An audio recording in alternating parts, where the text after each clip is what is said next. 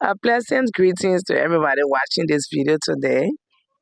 My name is Joel Araswa, Directress of the Salvation in Christ Orphanage and Humanitarian Refuge Home in Liberia, West Africa. Extreme poverty and suffering without hope for a better future is a reality among poor rural village children in Liberia, West Africa. Patience shares her story of a miraculous transition thanks to the sponsorship from the Liberian Orphanage and Humanitarian Projects Inc. Hi everyone, my name is Patient Kekla. I'm 15 years of age in the ninth grade because I never entered school until I was 9 years old.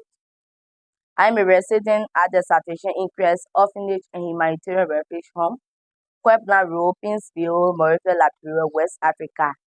I'm a girl who was rescued from a childhood of many tears and no hope for a better life, and given everything a child needs to be happy, educated, and successful in life.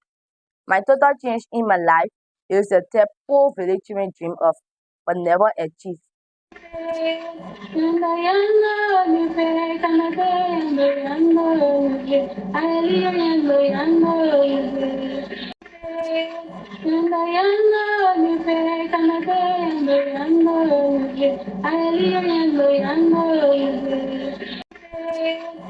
I was born in Bon County, a small village called Water, where my grandmother took care of me and my siblings. I never knew my parents.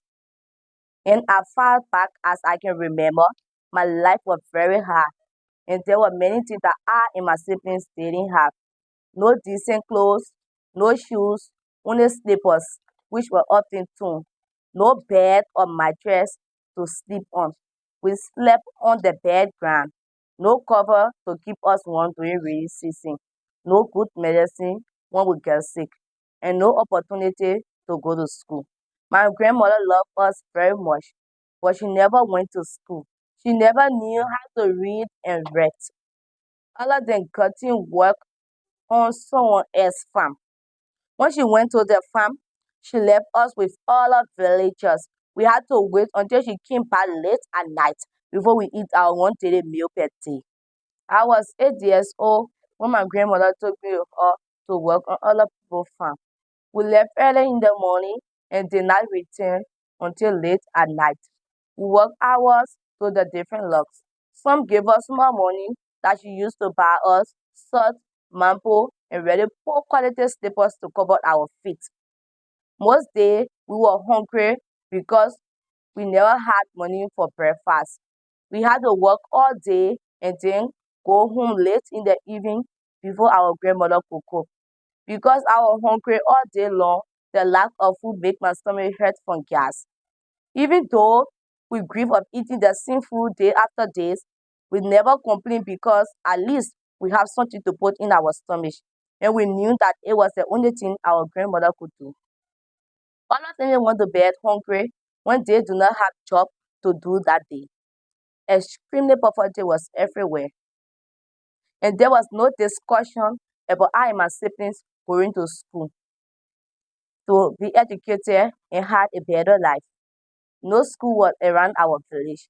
Even if there was one, my grandmother had no money to buy us book bags, shoes, and pay our school fees. So every day was a bad day, a very sad day. Just as we had to wake up early in the morning and work and being very tired at the end of the day. If I or any of my siblings got sick, we had no money to buy medicine or visit to the clinic. We took whatever herbs that were available in our village and do our best to stay alive. I carried myself to bed when I got sick. On the rubber farm, where I worked with my grandmother, the sap from the rubber tree would drain into a bucket. It was my job to empty the sap into the hole. We had a container inside. They added chemicals to the rubber sap. It was this chemical that caused my fingernails to get infected and rotting. My fingers hurt more often. I had no option but to continue the job. My grandmother got very worried if I could recover. It was in early 2018 when she heard about the Salvation Increase Orphanage and Humanitarian Refuge Home. One of the staff went to our village looking for an orphan to help. My grandmother told them about me because she had no money to take care of me or provide for my infected fingers, and I was accepted to the home. When I arrived at the compound, I couldn't believe my eyes. The building was painted with shining blue color. All the children were playing with toys. They came to greet me. The staff member introduced themselves to me. They made me feel very special as I wanted. Breakfast was being cooked. The meal was different from what I normally eat in the village. It was delicious. They had donuts and tea while watching a movie. I have never watched a movie before. Everything was so different.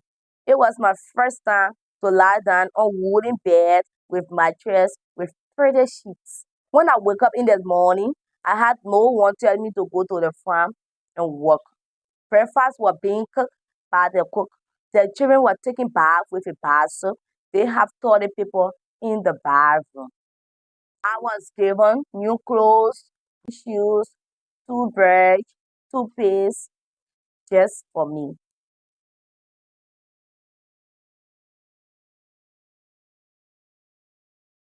Very happy.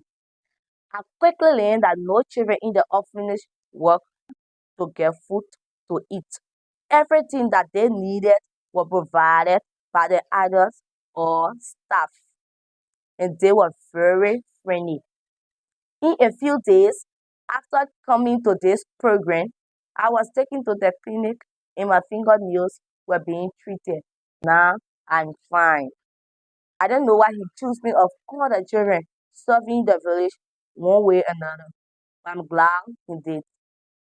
I love to sing and dance while praising the Lord. And now I am part of my church praise team. And I love this transformation in my life. I thank God for Mother Sharon Rock of the Liberian Orphanage and Humanitarian Refuge Home, Inc., for her love towards helping many poor people in Liberia.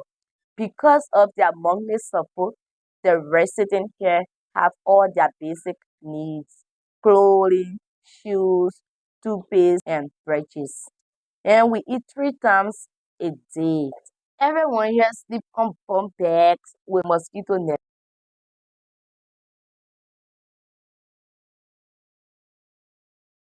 We attend school and have school uniforms, shoes, book bag, and school supplies. When anyone here gets sick, they are taken to the clinic and given medicine. Yes, all our basic needs are provided, and we live as a Christian family here. The compassion of donors will never be forgotten because God has chosen to change my story of suffering to one of hope and promise. I and the other here know that we have a better future ahead of us. Only thing that saddens me is my siblings who were left behind. I pray that God will touch other people's hearts, that they will be able to give to Mother Sharon program, that she will be able to help other families in Liberia like me, that they will not have to go through suffering. Thank you for allowing me to share my testimony. I am so grateful to all of you. Jesus, now you make my life better. Jesus, now you. Jesus, now you be my God. Jesus, now you be my God.